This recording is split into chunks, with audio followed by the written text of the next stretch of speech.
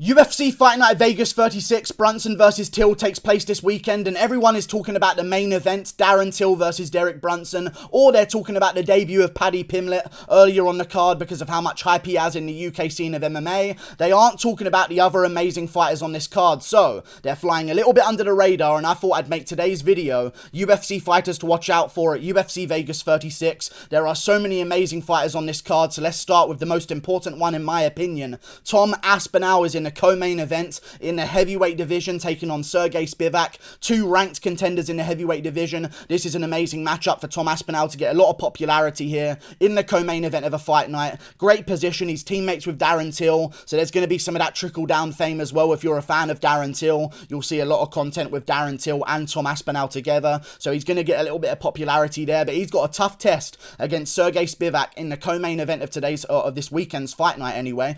Tom Aspinall is definitely someone to watch out for in this division. I know Cyril Gane has been called the next wave of heavyweights. I think Tom Aspinall is a part of that wave as well, because the way this guy moves in the heavyweight division, he's actually kind of good. And I know that sounds crazy because surely every heavyweight's really good, but they're not really good, all of them. And Tom Aspinall actually moves like a guy who is weight divisions way below what he is. He moves like a welterweight out there, light on his feet, moving around, bouncing here and there, great takedowns, great jiu-jitsu, great ground game, great stand-up, great boxing, great hand speed, decent chin from what we've seen so far, decent head movement as well, although it does get a little bit risky here and there. But Tom Aspinall has looked amazing since joining the UFC. 3-0 so far in the company. Good win over Andrei Arlovski in his last fight. It got a little bit tricky at the second half of the first round, but then in the second round, he basically just said, I'm done with stand-up now, here's my ground game. Just immediately double leg rugby tackled Andrei Arlovski to the canvas, right against the cage. It was a crazy takedown as well, by the way. It made the whole cage shake in the octagon. But either way, he took down Andrei Arlovski in the second round. I think he was the first guy ever to submit Andrei Arlovski. Took his back immediately, put in the rear naked choke, made Arlovski tap within about 2 seconds. I mean, he's really good, and his stand-up is the thing that you need to mention here, but his ground game is equally as good against Alan Baudot. Landed a couple of good shots early in his second fight in the UFC. Alan Baudot started throwing some weird stuff back, some spinning elbows and stuff like that, so Tom Aspinall literally said again, right, I'm done with this stand-up stuff. Little bit too risky. Here's the takedown, takes position, takes the mount, lands massive shots, finishes him on the ground relatively easily in the first round. Alan Baudot gets done in the first round as well. Before that, in his debut, he showed his wicked hand speed against Jake Collier.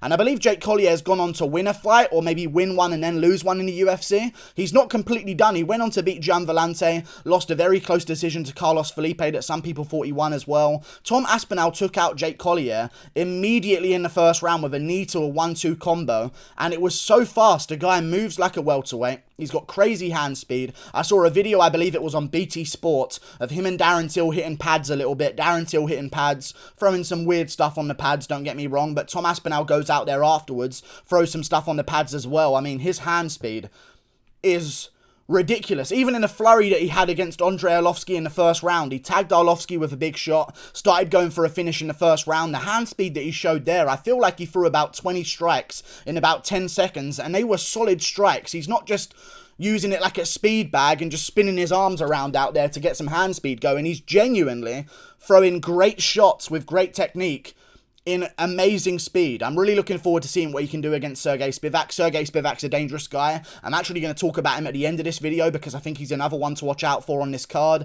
But it's a great career that Tom Aspinall's had so far. He's got 2 losses on his record, but it's only really one. He got caught in a heel hook all the way back in 2015. Just got a little bit out of position. Left his leg in a bad spot because he was inexperienced in that position. Stuart Austin, 8-2 guy with a great ground game, ended up submitted him in the second round by heel hook. Other than that, he had an illegal 12-6 elbow finish against Lucas Parabiek, which is just basically not a loss.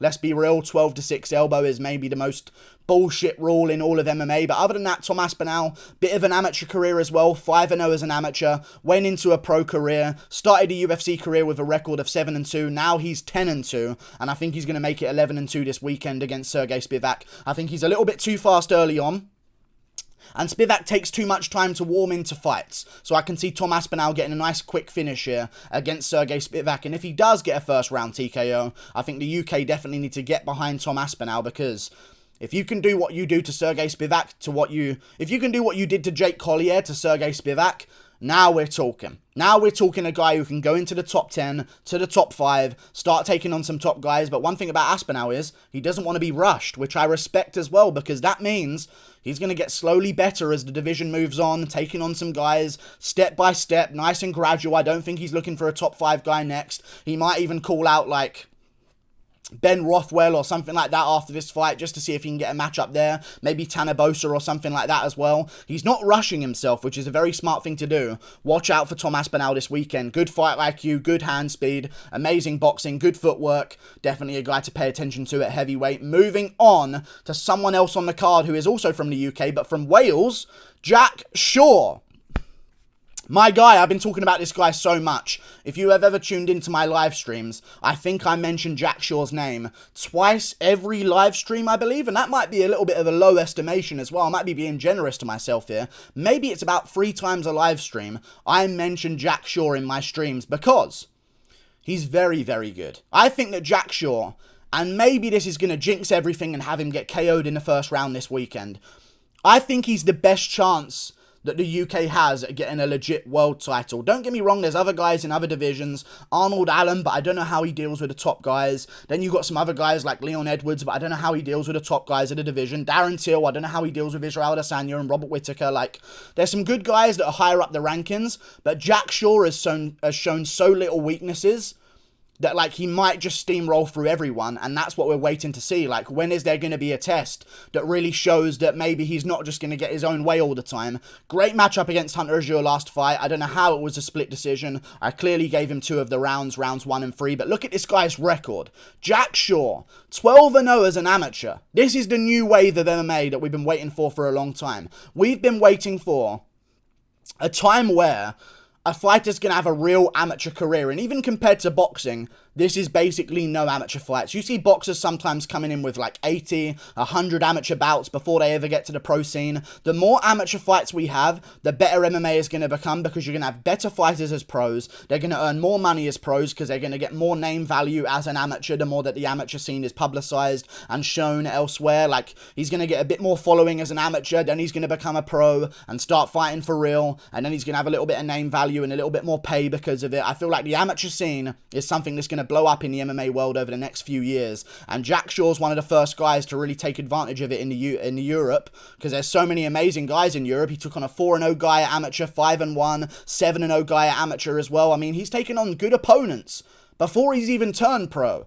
12-0 as a pro, 12-0 as an amateur, 14-0 as a pro, looking to go 15-0 this weekend against Ludwig Schlinian, who's a guy from The Ultimate Fighter, but also a guy who's 9-1, had some good fights, had some good wins in his career. Vince Cachero's a guy in the UFC right now on a 2-fight win streak, I believe. Just beat Draco Rodriguez, but Ludwig beat him by split decision. It was a close fight, don't get me wrong, but Ludwig's no joke. He's a decent fighter, 9-1, lost on The Ultimate Fighter, so if Jack Shaw goes out there and makes this look easy the way I think he's going to, by second or first round rear naked choke, we've got something in the bantamweight division in the UK, and I think it's definitely time to see him against a ranked opponent, or a guy who's just outside the rankings that's going to get him towards a ranked opponent as well. And one thing I do want to mention is that before this fight was against Ludwig Schlinian, it was against, well, Zviad Lazvishvili, but other than that, it was against Said Nurmagomedov.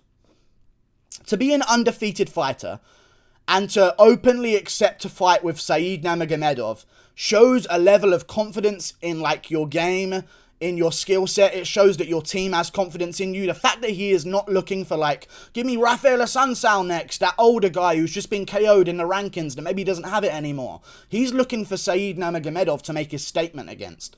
And that needs to be mentioned. That's a show of how confident his team is in him, how confident he is in himself. I'm looking forward to seeing Jack Shaw this weekend. The Hunter Azure fight was a little bit close, but he won the rounds that he won very clearly. Had a little bit of a moment in the second round where he lost top position and ended up giving up a bit of position there. Ended up getting tagged with a couple of shots as well, but then came back around in the third round and got it done. And Hunter Azure at his day was the best wrestler in Montana, or one of the best wrestlers in Montana, and went to the Nationals for wrestling.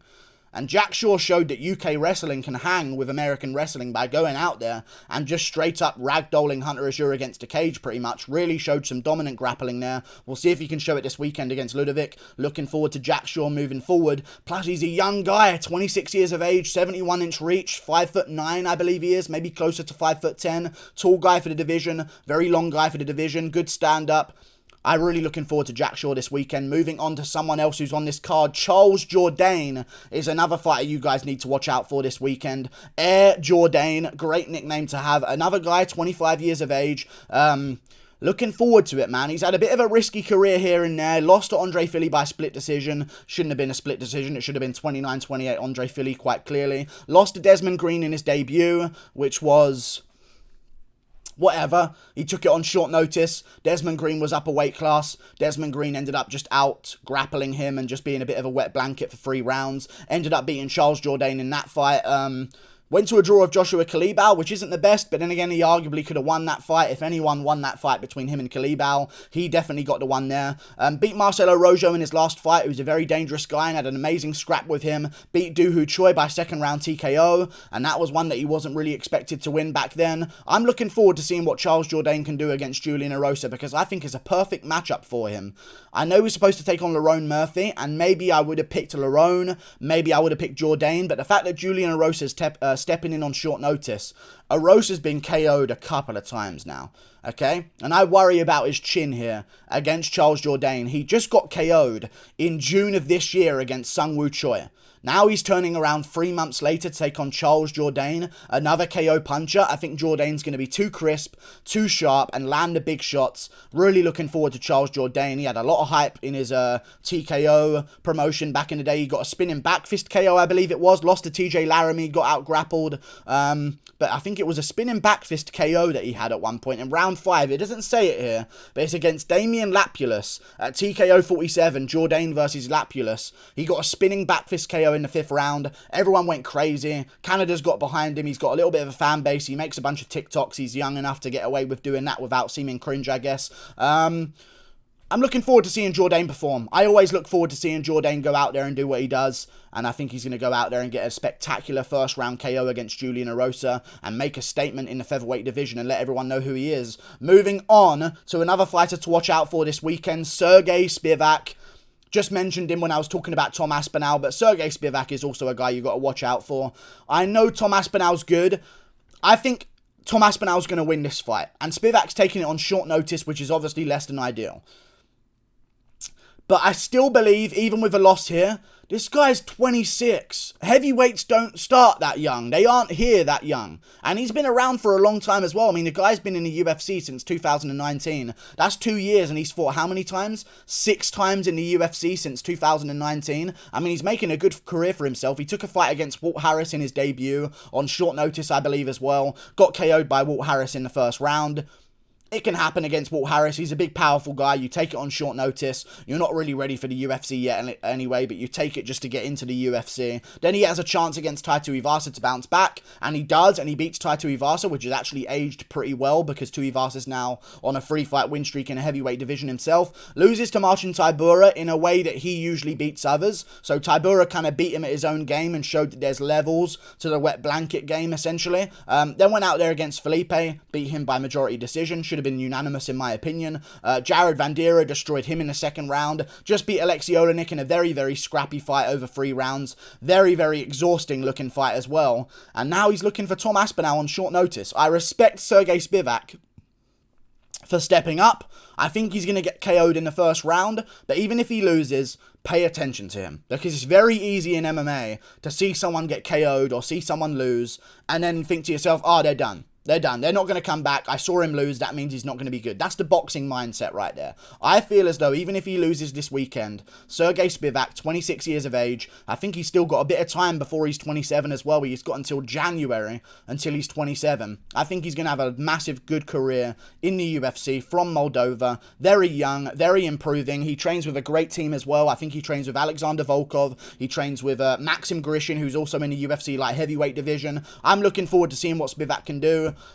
I think he's going to lose, but pay attention anyway because he's very good. And he could be the future of the division as well, with more time to develop and round out his skills. I just don't like his stand-up too much, and I don't think he's going to ground out Aspinall. Like and subscribe. Thank you for watching. This was Fighters to Watch Out For. Click that button up there. See you later. Toodle pip.